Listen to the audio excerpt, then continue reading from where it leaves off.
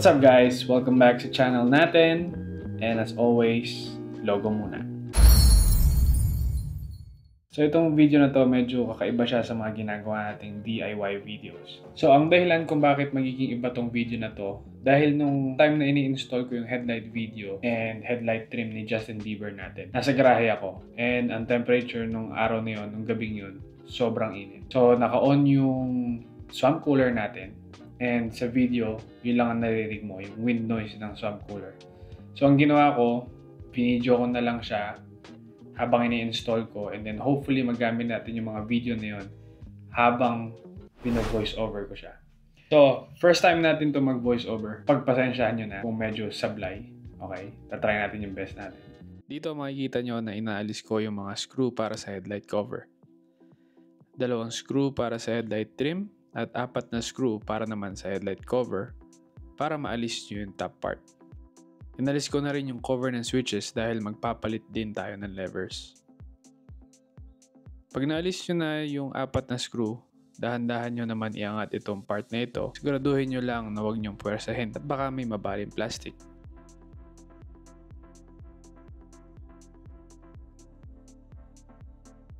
At pag naangat nyo na, i-disconnect nyo lang yung wires na connected sa speedometer. Para naman maalis yung headlight assembly, meron tayong 4 na 10mm bolts. 2 sa taas at 2 sa baba. Siguraduhin lang na huwag mahulog sa body ng Vespa or else mapapatagal ang trabaho nyo.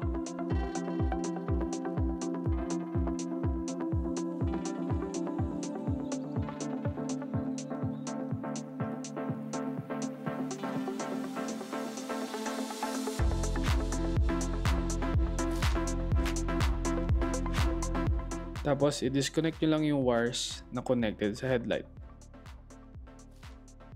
Ngayon naman, kailangan lang i-transfer itong black frame na galing sa stock headlight at ililipat lang sa bagong headlight na i-install natin.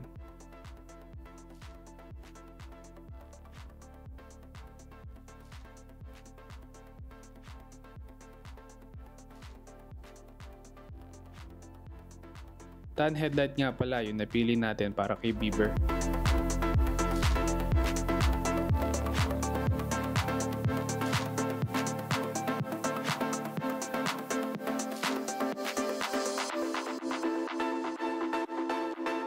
Ang pagbalik ng headlight, i-reverse nyo lang yung process na ginawa sa pagtanggal ng headlight. Tapos syempre, subukan nyo muna kung umaandar at tama yung connection. Ayan, nakikita nyo, pati turn signal, sinusubukan natin. At least tama yung connection natin kasi nakita natin umaandar.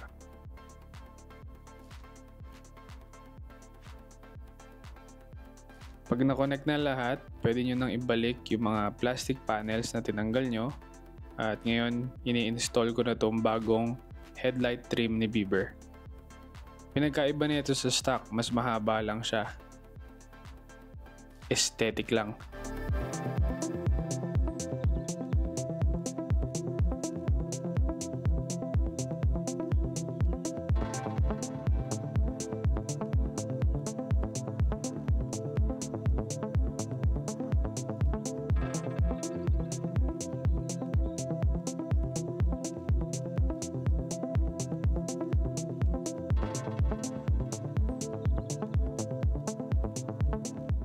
Ayun, binabalik ko na lahat ng screw.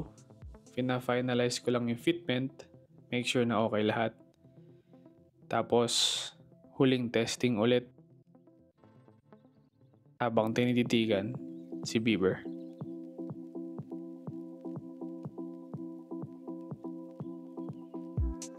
So ayun guys.